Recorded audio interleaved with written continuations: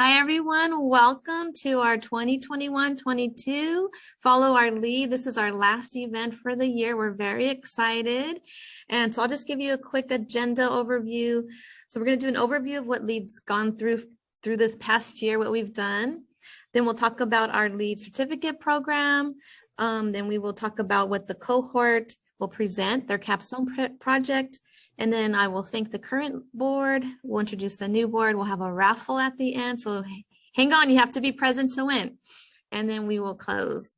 So I will go ahead and just go ahead and give you, hand it over to Brittany. She will give you the overview of the year. Go ahead, Brittany.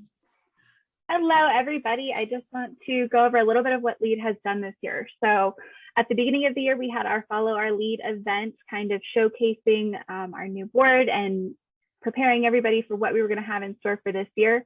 We had several leadership series across the year, including coaching, team building, mentoring, onboarding, and psychological safety. So we had a lot of great topics this year.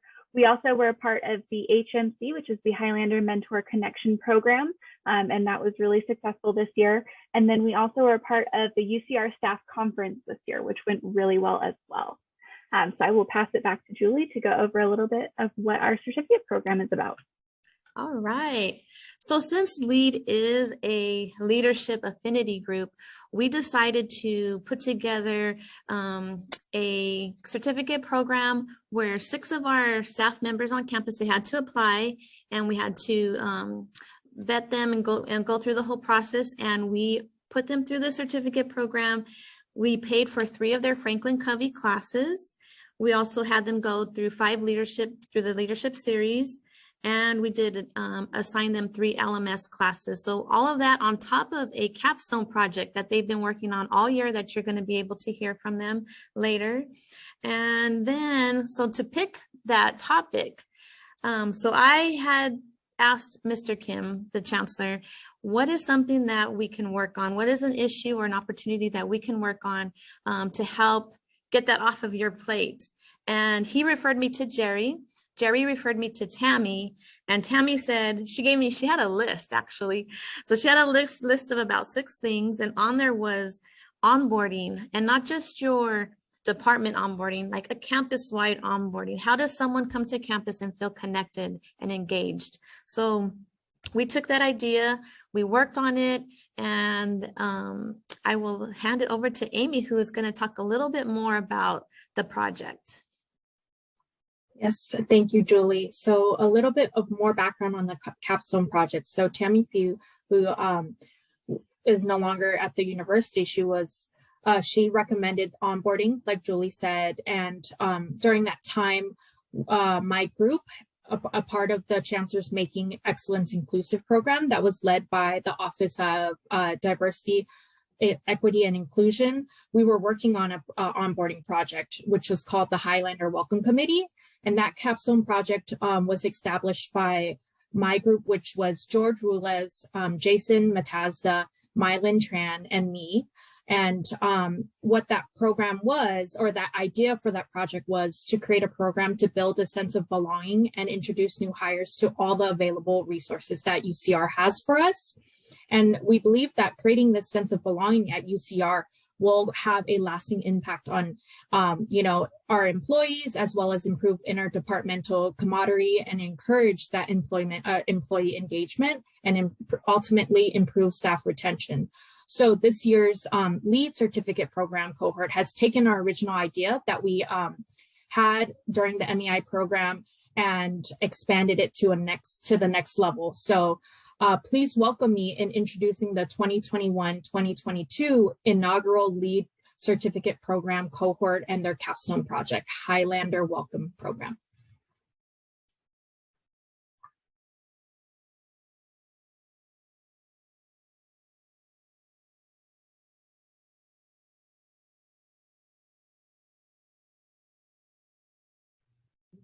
Well, thank you everyone for being here with us this afternoon and listening to our presentation. And thank you for the LEAD board and Amy for the guidance throughout the year. My name is Paige Mejia, and I'm a senior contracts and grants analyst in the EMN administration unit. I am Nancy Marr, and I am the Senior Financial Analyst at the School of Medicine, Undergraduate Medical Education. Hi, everyone. I'm Sarah Cooney. I'm an undergraduate academic advisor in the psychology department. Everyone, my name is Raymond Holguin. I'm the Deputy CTO in the Chastain's office. Hi, everyone. I'm Sarah Cleary. I'm a financial analyst in Asset. And hello, my name is Melanie Romero. I'm the Performing Arts Marketing Specialist for the Chaz Dean's office. So starting a new job in an unfamiliar environment at times can be challenging to most. At UCR, we currently have the new staff orientation program to welcome our new employees. The orientation goes over the history of UC Riverside, the university's mission, our future goals, campus growth, important programs, research, and etc. The information is necessary to help the employee know the background of their new environment, but it does not help the employees stay engaged. Our goal is to engage with employees in a more personal manner and to help new hires connect with staff outside of their immediate departments.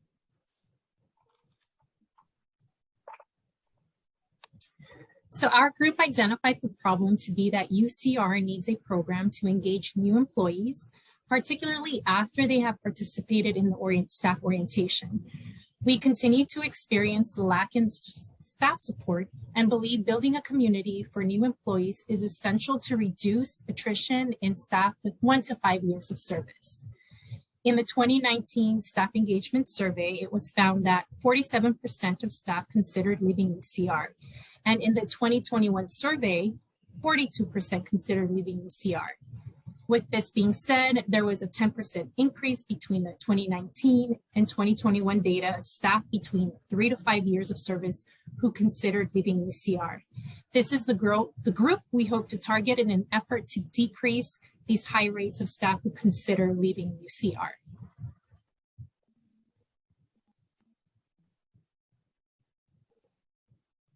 Given this information from the surveys and lack of specific programming, we believe that implementing the Highlander Welcome Program will be an invaluable addition to campus.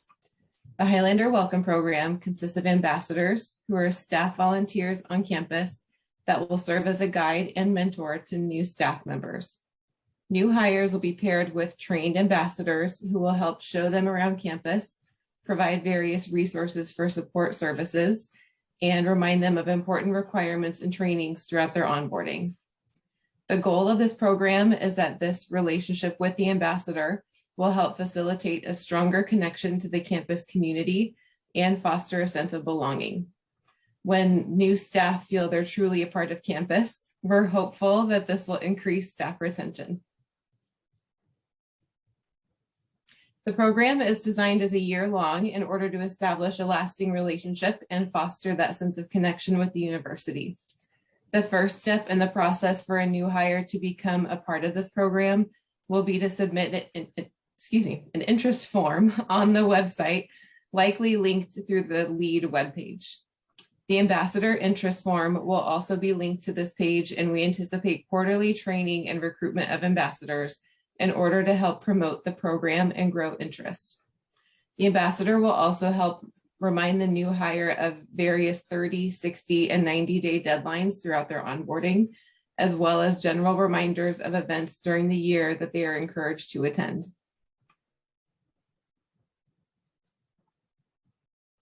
So one of the most important pieces of this program are the ambassadors, as they're what really drive this program and will help unite the new hires with the campus. So we need to make sure that the program is adequately advertised to make sure as many people know about it as possible. So to do this, we're going to collaborate with various campus partners such as Staff Assembly and HR to help spread the word. For example, HR can help with email distributions and Staff Assembly can help with announcements of their various events. We really just need to make sure that people are aware of the program and its benefits. But we also know that people's time is valuable. So we need to make sure that they're properly incentivized. So we plan on having various perks such as free meals, awards and shout outs to Staff Assembly, as well as some one-of-a-kind customized UCR swag. These are just some of the things that we can do to let them know that what they're doing is greatly appreciated and valued. Once the ambassadors are selected, we need to make sure that they're properly trained, and we're going to be doing this on a quarterly basis. We will be introducing them to the program, reiterate its benefits, and hand out the welcome kits. The welcome kits are essentially going to be a guide to help smooth out the process of interacting with the new hires.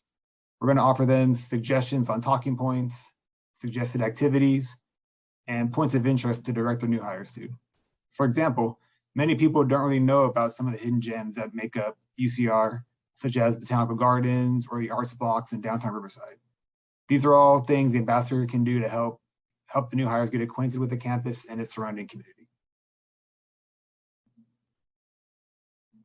So just like anything else, setting expectations is critical.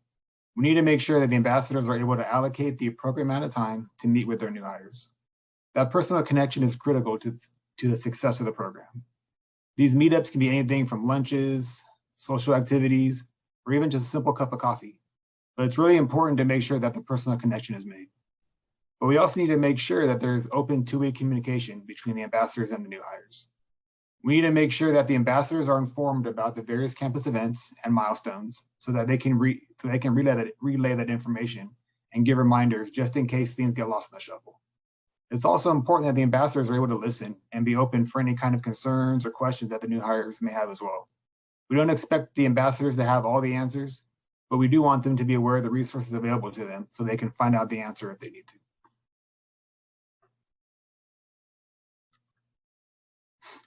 So operating this program will require a lot of manual work, and down the road, it will be a great benefit to having a system developed to help mitigate some of this workload, as well as help the program run more efficiently. We envision a system that can help integrate the data into the system, such as pulling information directly from HR about potential ambassadors, as well as the new hires. It can help facilitate interactions between the ambassadors and the new hires, which can be anything from setting up group meetings or events to schedule Zoom meetings in case in-person meetups isn't possible at the time. One of the key factors is also going to be reducing administrative workload. When this program initially launches, processing applications for ambassadors and doing the matching between ambassadors and new hires is all going to be placed on somebody's shoulders. A system that can help alleviate that by automating a lot of that workload will free up some of the time for that person to run other areas of the program. Finally, we can also have real-time milestone tracking, which will help both the ambassadors and the new hires stay up to date with the ever-evolving world of UCR, such as date changes or new milestone requirements being added. This is what a newly hired employee would experience in the Highlander Welcome program during their first year of working at UCR. In the first week, they'll receive a welcome kit from their department's HR team. They can opt in to participate in the Highlander Welcome program, and their ambassador will reach out to schedule a lunch meetup. In the first 30 days, they'll attend the lunch meetup with their ambassador, take a walking tour of campus, and the ambassador will remind them to block dates for upcoming staff events on their calendar, such as the Chancellor's Picnic, staff assembly general meetings or holiday parties, and so forth. In the first 90 days, they'll meet, or they'll either do a check-in or a lunch meetup with their ambassador, attend a staff event, and the ambassador will prompt the new hire to attend a benefits orientation, as well as remind them to make their UC retirement selection. In the second quarter, they'll do another lunch meetup or check-in with the ambassador, learn about ergonomics, the faculty and staff assistance program, the learning management system, and LinkedIn learning benefits, as well as staff affinity groups such as Staff Assembly, Healthy Campus, BFASA, and so forth. In the third quarter, they'll do another lunch meetup or check-in, attend another staff event, and the ambassador will encourage the new hire to get involved with a staff affinity group that aligns with their interests and identity. In the last and fourth quarter of their first year at UCR, the new hires and the ambassadors will celebrate together at the Highlander Welcome Program's closing ceremony, and the new hires will be invited to pay it forward by becoming ambassadors for the next cohort of newly hired UCR staff. Hey, money. Well, the Highlander Welcome Program can maximize its effectiveness by having a budget. If the campus leadership can allocate the funds, the funding will further engage and incentivize the participants for their participation. The estimated budget proposal includes 3 scenarios. The budget model below is based on 422 new hires that joined UCR in 2019, and with a target of 106 ambassadors for the entire year. The budgeted numbers assume 100% participation with the ratio of 1 ambassador to 4 new hires.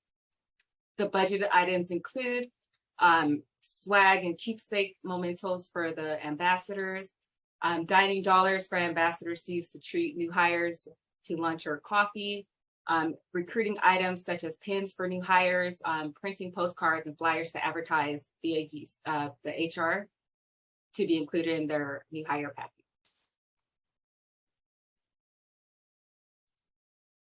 The benefits for program participants, both new hires and current UCR employees who serve as ambassadors, and for UCR as an employer, would be significant. New hires would receive one-on-one guidance to integrate them into the UCR community and campus culture. They'd feel more welcome, engaged, and less overwhelmed by receiving a warm, personable introduction to fellow Highlander employees, campus traditions, networking groups, staff resources, and professional development opportunities. They'd learn a basic overview of how to get things done at UCR, which would help them to acclimate more quickly, feel increased self-confidence, reduce confusion and uncertainty, and become more motivated to get involved at UCR. Ambassadors would cultivate their leadership and networking skills by motivating the new hires while gaining new perspectives for themselves.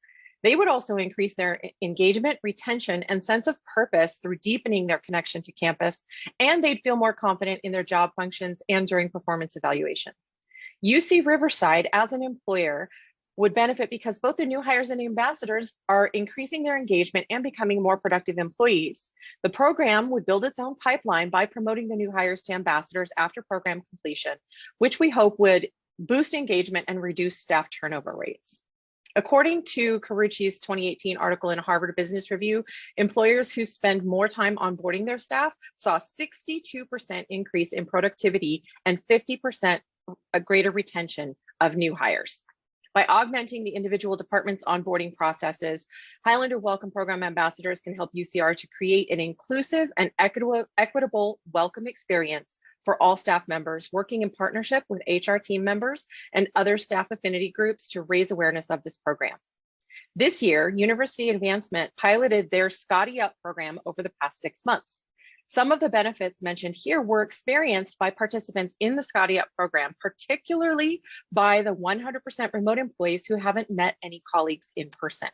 The only challenge that the creator of the Scotty Up program shared with us, or the primary challenge, became from them having a lack of funding to support the program, particularly around the recruitment and retention of ambassadors, or as they call them, buddies.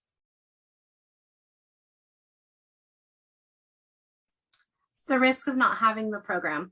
If the current high turnover rate continues or increases, then the program will help mitigate turnover caused by a lack of sense of community. New staff may not take advantage of all of the benefits and social gathering UCR currently offers.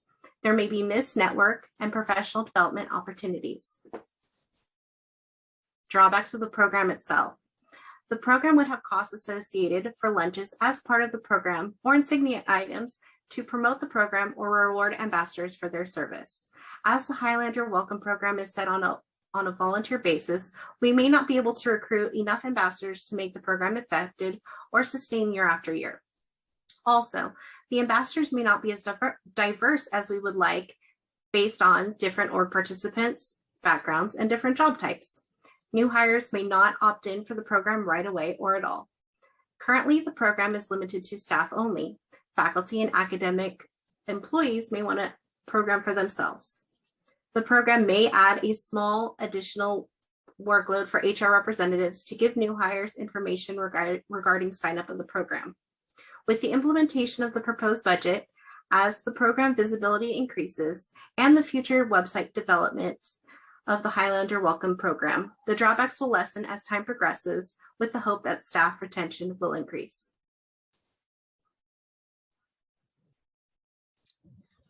Measures. So we will determine the effectiveness of the program by continuing to draw from the staff engagement survey to identify any changes in staff retention. We will measure the potential growth of staff members who participate as part of the committee or as ambassadors, and the number of ambassadors who return to serve. At the end of the program, we will evaluate new participants to measure how the program affected their UCR experience and implement suggestions for improvement.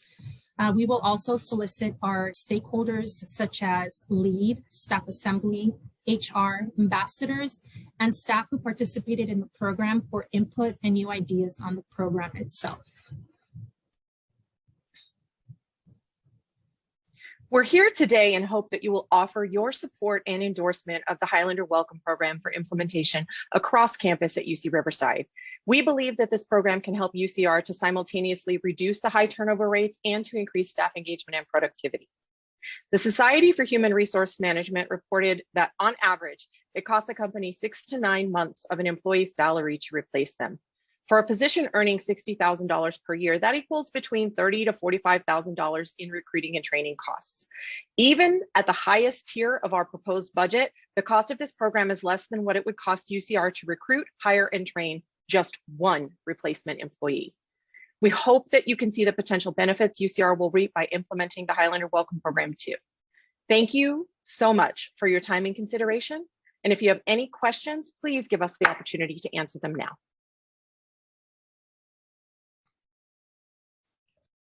Well, thank you so much. I am so proud of you guys. This is awesome, awesome, awesome. But we do want to open it up to anyone who has any questions about this. I know we kind of want, I know Jerry's here.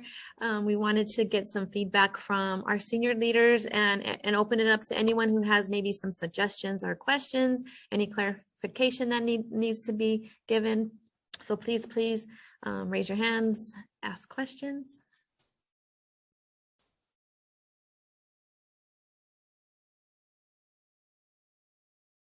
Jerry.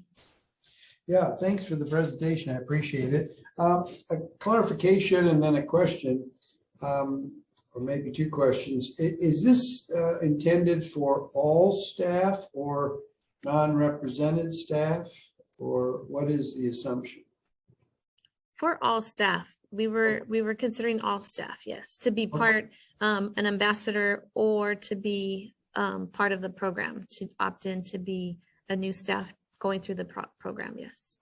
Okay, and then I read through the material you sent before as well, and it has a lot more information in it covering what you presented there. And I was curious, I sent a little note to John Stephen there as well.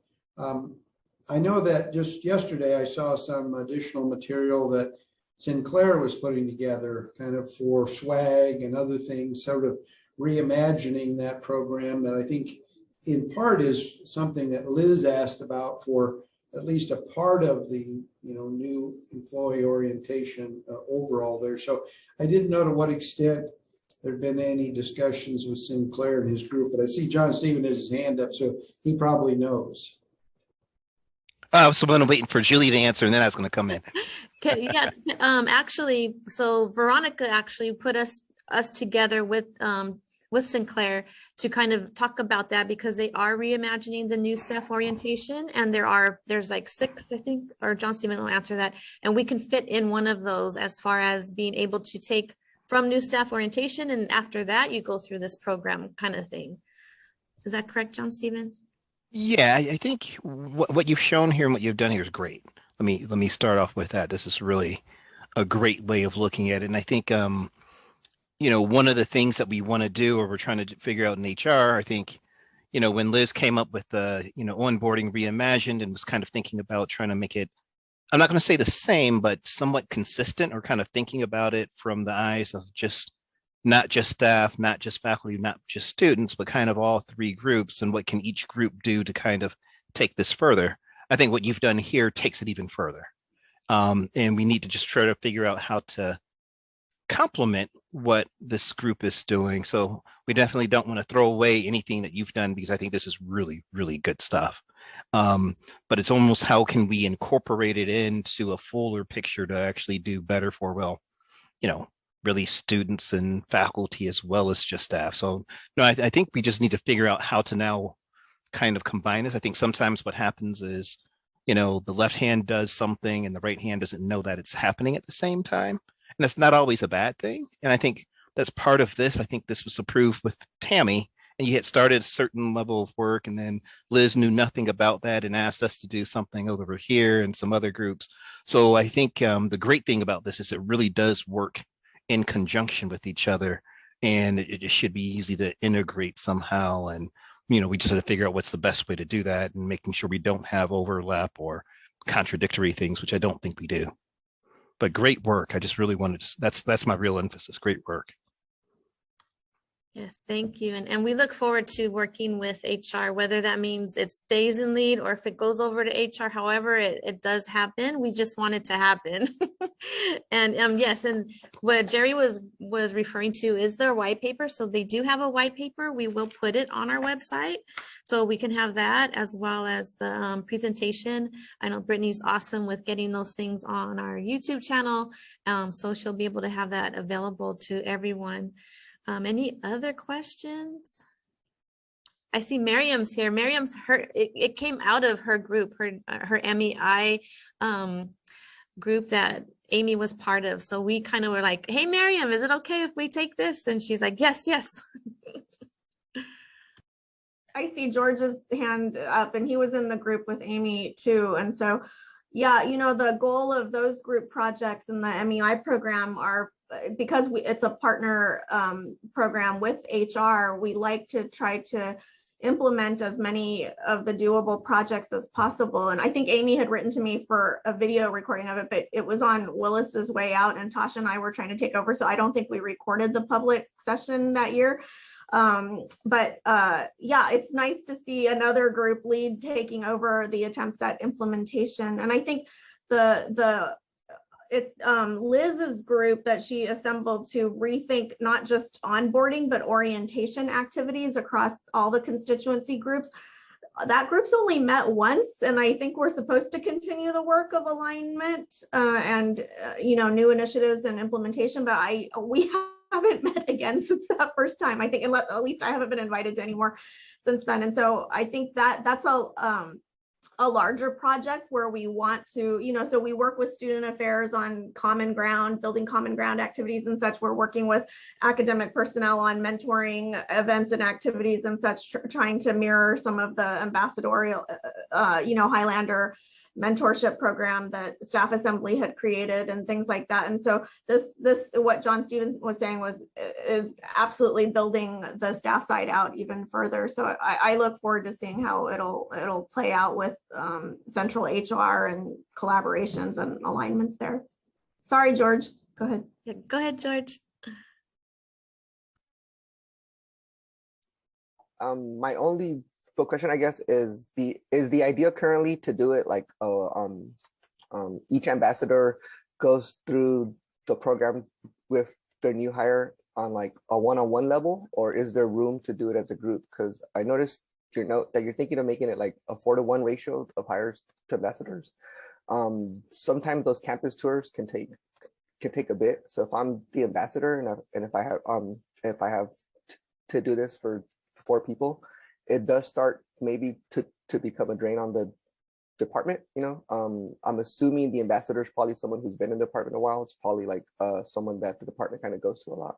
So just imagining having to do that for 3-4 people does turn into almost like a side HR job. So I think the thought was that those kind of things, the tours and the meals, would be group settings, and then any other time if say one of you are out of one of the 4 needed just, hey, how do you get to or what's at the bookstore? Are there any kind of sidewalk sales? That kind of stuff would be one-on-one, but like the main, like a campus tour and a meal would be in a group setting. Is that right, group? I believe so, because I think one of the things that we thought would be great about this program, if we did it in a group setting, George, was that they would also meet other folks from other departments, because a lot of people tend to get siloed when they're brand new. They only meet people in their immediate surroundings. So especially if that first lunch meetup and the first walking tour of campus, even if the ambassador doesn't go on the tour, but all of the new hires, therefore newbies, they all go on the tour together. Then they're making friends with other folks on campus. And then if they want to, they can do their quarterly meetups. If they're doing lunches or coffee, they could do that as a group too. Or say you've got a remote person or something, they could always just do a Zoom coffee or something. So there's definitely more than one way to come at it, but we wanted to hold that space open so that if the ambassador is just gangbusters and they want to do everything one-on-one, fine. But if you need to group it together to manage your time better, that's also fine.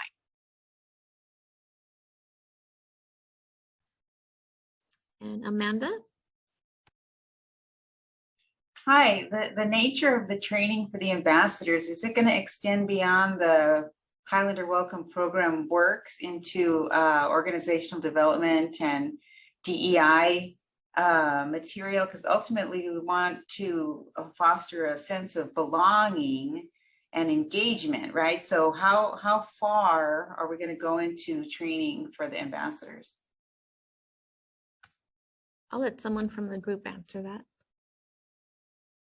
I think when it comes to DEI, we need to let the experts train that, because most of us could not consider ourselves an expert. So that might be something where we need to tap into our HR resources and our DEI experts on campus.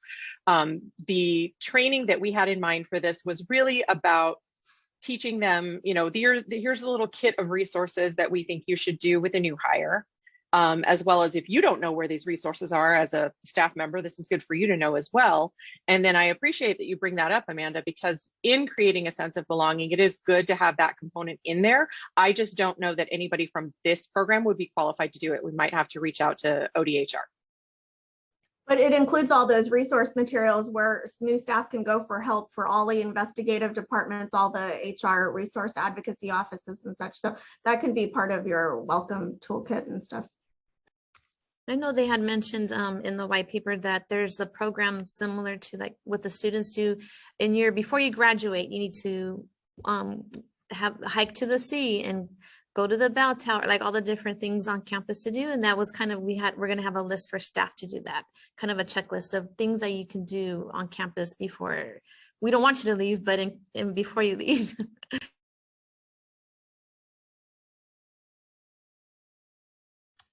Jerry. Yeah, I'm just curious if you had thought about, I'm sure you did, some of the kind of depth and diversity of our staff. So, you know, we have different shifts. We have people that come in at different times. Mostly that's facilities, food service, other areas, police, and the like. And so, you know, I was wondering, you know, what were your thoughts about how would you, and we have some people that don't even have offices on campus. Obviously, we have people that are working remote, but there's a whole bunch of people that work out the IntelliCenter, and it's kind of a pain for them if you ask them to come to campus on a regular basis there. And so, not that you would implement all those different variables at one time. You may pilot it more for a smaller area to see how it would work. But did you give some thought to, you know, the different types of employees we have, different locations, different shifts? You know, if you're a police officer coming on, is it you're going to want a police person to kind of mentor them, or food service person, or what were your thoughts about any of that? That would be the initial thought, is to try to get ambassadors from all areas. So like you said, another police officer, Paul Dombrowski, maybe we'd reach out to him to be an ambassador and then he'd have a connection with all the others. Sometimes they don't even know they are the ambassador in your unit. So we'd make sure, I'm sure the group would have some kind of sticker or something like, I am an ambassador, come ask me, or something like that. But I know that's kind of what Schools First does on our campus, is they try to get an ambassador in every unit or every org. So that's a great way. Did you want to add anything to that?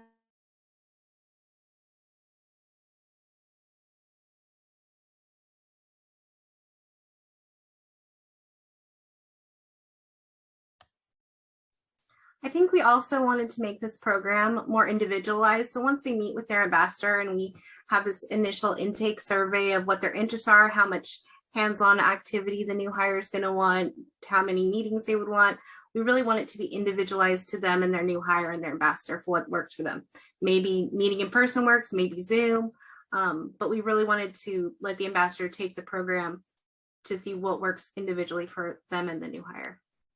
It sounds like Kathy, and I guess she has her hand up there, is that you're suggesting that part of the selection and matching of the individual and kind of the ambassador would be from different areas? Is that the thought?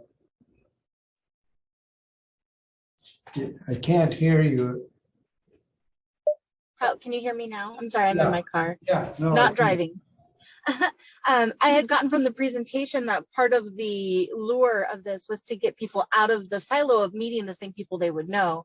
So having, if you're a police officer coming on and you have a police officer as your ambassador, I'm concerned that that would defeat the purpose of getting someone who is outside of your department. Whereas someone who understands that same, like someone in early childhood education that has some of the same restrictions might be a good match. But that would make the matching that's already going to be complicated even more complicated.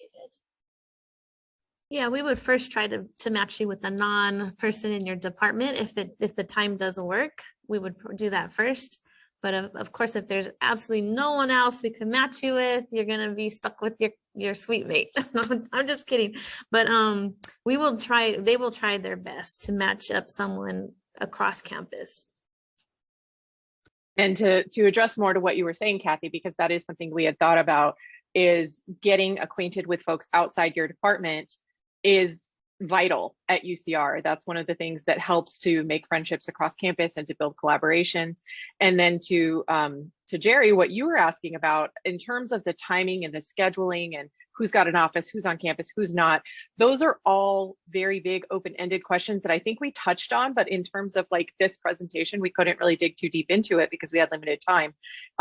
It is something that when Julie mentioned, we'll have the ambassadors reach out to their new hires and discuss that together. But part of the thing was like bringing it back to UCR. So even if you don't have an office on campus, there are reasons you should come visit campus. And maybe that's just to enjoy a great meal at the barn, or maybe to visit the botanical gardens or hike to the sea or something like that, so that it fosters that sense of connection, because nothing fosters connection like actual interaction, even if it's on Zoom, with people, so that you can see their faces and their eyes. And then if you can be in the physical space with somebody at least once, even during the year, even if they just meet up once at the beginning of the year when they first join, then they do everything on Zoom in between, and then they come back for the celebration at the end. Over the year, they will have built that personal relationship and connection with their ambassador, with their fellow new hires, and hopefully made some other friends in other departments, so that UCR feels like home. Just a question, again, I'm thinking of maybe complicating it too much, but thinking of the different shifts and people around, the custodians, you got food service workers, you got people in the academic departments, you got some people that are remote and all that. Did you give thought to maybe having a smaller pilot? Maybe we could run for a year or so and say, well, let's bite off what we think we can address right now and try it, and then let's evaluate it after that and talk with the volunteers, talk with the people that the new hires, and get some feedback from them. And because I think someone said that based on a couple of years ago we'd hired like 400 and some people, and so you're that's a lot to kind of gear up for at once. And so I'm wondering if it would make sense to try to pilot it for, I don't know how you would do that or where you would focus it. You all give some thought to that, but maybe there's an area where, there's 30 people that we think could be turnover or something, or 25, or I don't know the magic number, but try to capitalize on, the good work you did here and try to see if we can learn something from that pilot to see, is this working? What are the people that are involved with it? What are their thoughts? And it might be easier to try to pilot that than try to do something across the whole campus. I saw your budget and everything there, and it's relatively modest, but if you're trying to match people up with 400 or more, and I would suspect some people won't get along, and there's all these other things that will happen, that's a full-time job for somebody or multiple people just trying to manage that. So I'm just curious if it would make sense. I don't know that it would, but to maybe focus on an area and try to pilot and say, well, let's see what we learn from this. These are good ideas. Let's see if we can see what assessment we can get out. That's a great idea, Jerry. And maybe we could start like that. I know we did that with the Highlander Mentor Connection. We did a pilot program of 10 mentors with 10 mentees. And then the next, it went well, we debriefed, we got all of the kinks out, and then we started the program and there were 60. So we, that's a great idea. And we can talk about that with the group because I know Kathy said she's stepping off, but she would probably be the one in charge of this next year. So, so yeah, we will definitely think about that. That's a great idea. And we can work with John Stevens to see if he has an idea of like, I don't know, a lottery or something where we could get those 10 or 15, 20 people, the first ones in and go through this and give us some feedback. That's a great idea. Yeah, I agree. I like that idea. Oh, sorry, Brittany. I was just going to highlight really quickly what Melanie had mentioned in her section of the presentation was that University Advancement did have a similar program, their Scotty Buddy program that they did that started in September. I think it was Melanie, right? And they ran for like one academic year. And that was a similar kind of pilot program that she did since it was such a smaller cohort of employees that they did it with in a very, you know, kind of fixed environment of just University Advancement employees. And we got to meet with them and she was really helpful. Vanessa Torres did it. She was really helpful sharing all the information. Like Melanie said earlier, their main challenge was related to budget and keeping the ambassadors or their buddies really engaged. So I think that that is kind of a big starting point for us to make sure that we have, you know, those incentives that Ray had mentioned earlier to keep them engaged and the new hires, giving them a reason to opt in. I think that's important to kind of highlight too, that it is an opt-in program. So maybe those that do have a different schedule, you know, we would want to accommodate them in the future, of course, but they might not be that group that signs up right away, knowing that they have kind of off hours, and we'll want to get a sense of that first of how we can pair them up. But I like the pilot idea program. Mm-hmm. Yeah, and then as we also envision too, like even the budget itself, the 422 people that were hired on in 2019, that was just based off of, you know, just if it was like 100% participation, if everyone wanted to like just join all of a sudden, like, but that's where that whole 422 would come into. But we do not, in a perfect world, that'd be great, but we haven't foreseen that we would get all of that great amount of people to even join us the first year. So maybe our first year of doing the program would be like a smaller pilot situation that everyone is suggesting. And we are asking for feedback after the year or whenever they do participate, so we can improve ourselves and with surveys or anything like that. Vanessa shared when she met with Sarah and I that they are in the process now of collecting program participant feedback from the Scotty Up program, from the new hires and the buddies. And they should have that information ready soon. And she said she would be more than willing to share it with us. I think it was a stroke of serendipity that we found out while we were working on this project that, oh, surprise, over here, there's actually a test pilot going on of something very similar to this idea.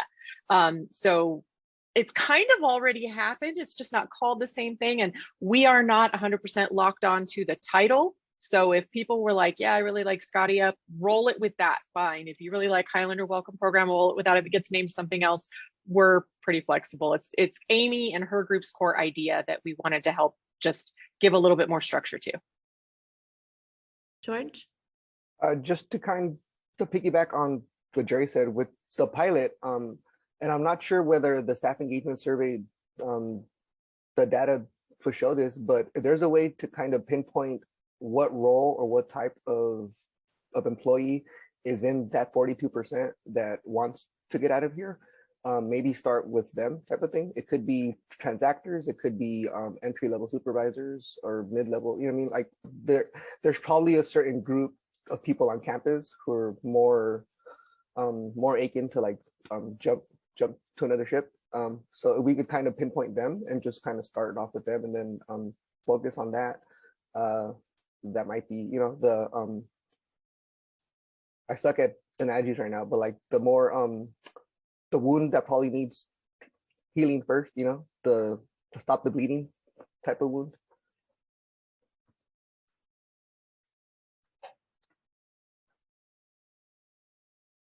Great feedback, everyone. and ideas. Thank you. Thank you. Anyone else? I was just gonna follow up on George's comment because yeah, at first when I was hearing, I like the pilot idea also because it just sounds more manageable and you can work out the kinks and figure out the bandwidth issues because I think bandwidth is going to be really hard for everyone, especially kind of doing individual mentoring type activities. You know, like it might be very manageable the first year or two and then it gets rough, right? Once you have 4 mentees. But George's comment just reminded me that yes, if you're going to target based on, let's say, all the new incoming staff, you know, target them for the opt-in first, and then keep the opt-in open for any existing staff who are relatively new or older who want to participate as a mentee, right? But then what George was saying was, you know, possibly targeting areas for recruitment or folks who are a bit demoralized or are considering, you know, leaving and such, right, based on the CUCSA survey and such. And that is a little trickier because, you know, you also, Staff Assembly has also been trying to advocate for a kind of staff equity advisors program, right, over time and to come. And I think to do that kind of help with not just morale, but conflict resolution and that kind of stuff requires some particular skill sets and training and more understanding of the resource offices on campus and things like that. And so just to put that out on the table and into the mix so that you can have, you know, different programs trying to help staff, but maybe focused on slightly different things. Thank you, Miriam. All right, well, if there's no other questions or comments or suggestions, I just want to say thank you again to the Capstone project and the cohort who did all their hard work throughout the whole year. Thank you so much. They did a lot of research. They met with a lot of folks across campus. I just want to say thank you so much. All right, let's give them a hand. Yeah. Well, let me add my thanks to that too. Obviously, I was not aware of all the work going on, but when I read your white paper, it clearly a lot of people put a lot of time and energy and resources into thinking through this and trying to figure out how to better UCR. So I thank you all for putting in some great effort there, and I'm certainly willing to help see if something can move forward, at least on a pilot basis. And I think, as was mentioned earlier, working closely with HR, I think is the ticket forward as well. Thank you so much. And now, Jerry, I wanted to, before you leave, Jerry, we're going to continue with our program. I wanted to thank you, Jerry Bomati, if you're here and you don't know, he is our champion for LEAD. He does meet with us quarterly, and we just thank him for all of his guidance and his leadership. So thank you, Jerry. My pleasure. It's not that much because the people that are involved with LEAD, like you and others before you and your whole group, I think Veronica's been involved with that. She was in one of the first meetings when I first came here. A host of great people at UCR that have been involved in this, that volunteer and want to do good things for UCR and our staff here. So I have to thank you all for stepping up and going above and beyond. Thank you so much. All right, so now I wanted just to mention and thank our current board. So we do have, as you're mentioning, Jerry, there are some awesome folks on our board. I wanted to, that's fancy. Thank you. Who's that? Who's sharing that? Brittany? So I wanted to first say thank you to our board. I'm going to go down the list. John Paul Wolf, he was our past chair. Him and James Lynn, communications chair, they are kind of, I call them the godfathers of LEAD, along with Veronica, who's been here for a while LEAD has been in inception. So thank you so much. Brittany Frazier, she is our chair-elect, so she will be leading this team next year. Isidra Martinez, our professional development chair. Rochelle, Tara, and Amy are members at large. John, our marketing chair. Ricky Haro, our program chair. Jen Talbot was our admin chair. She left to another opportunity came up, but she was awesome while she was with us. Veronica Reese, an advisor. and Leela Dennis are another advisor. So I do have this nice, here's James as I'm holding up, a nice plaque for you. I will get this to you if you're on campus, let me know. If not, I can mail it out to you. So I just wanted to thank you so much. I wanted to give a special thanks to James for believing in me, James. I know you're the one who kind of was like, hey, Julie, hey, you want to do this thing? And I said, yes, thanks, James, for that. And I want to thank my road dog, Brittany. We got a lot done these last 2 years. We got a lot of our marketing. We built the programming. We did a lot of hard work. Thank God we're close in proximity because we spent a lot of time together building out LEAD. And I wanted to give a shout out to Rochelle and Isidra, who were on this board with me back when, what's his name? His name lost my, I can't think of his name. But about Jason? Yes, Jason. Jason was on, and that's where we met you, Veronica, as part of the advisor during that time.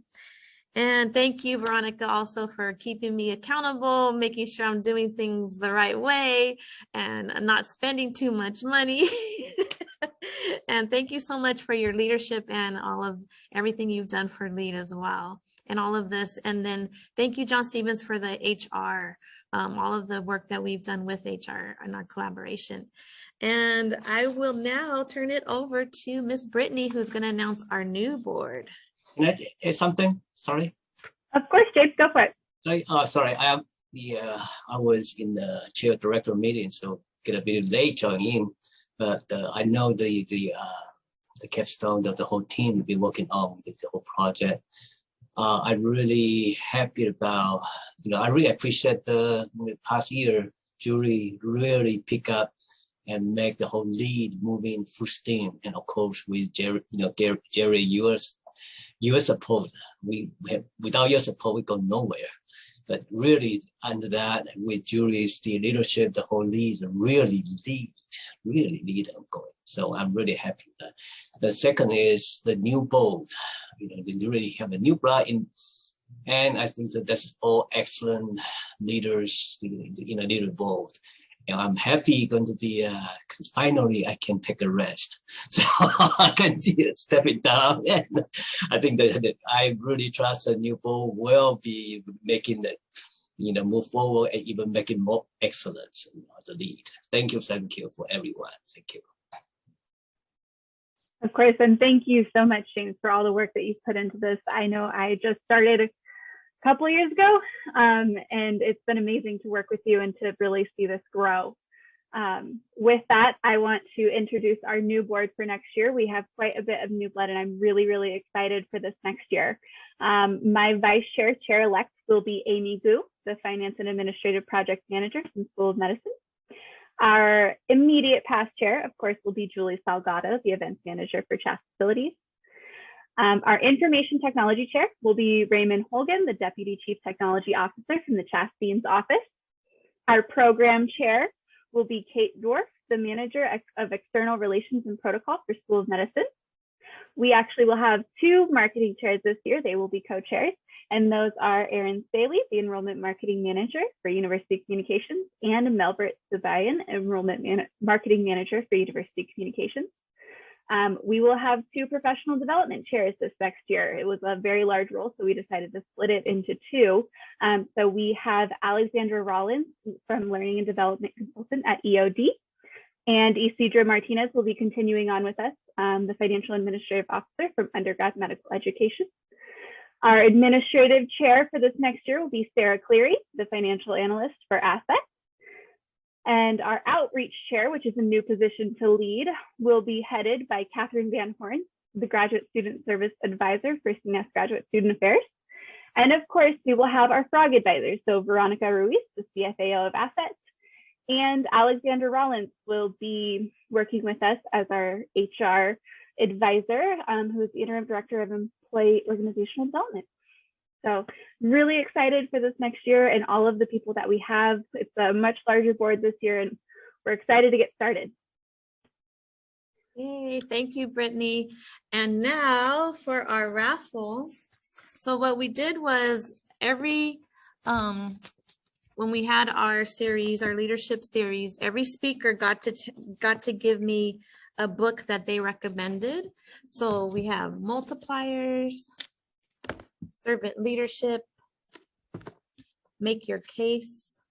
This is Alex Rollins' husband. Daniel Goldman, his Emotional Intelligence book, and The Facade of Excellence. So we have this book collection, and Brittany's gonna do a drawing. And we are going to I gotta set this up, so give me 1 second, Julie. spin the wheel.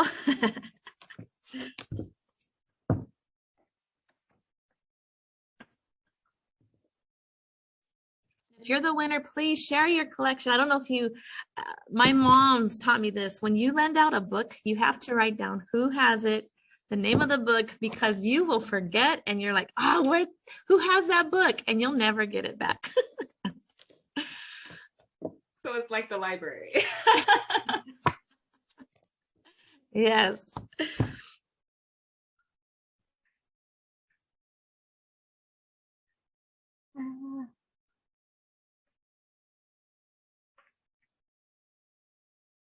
It is not cooperating with me.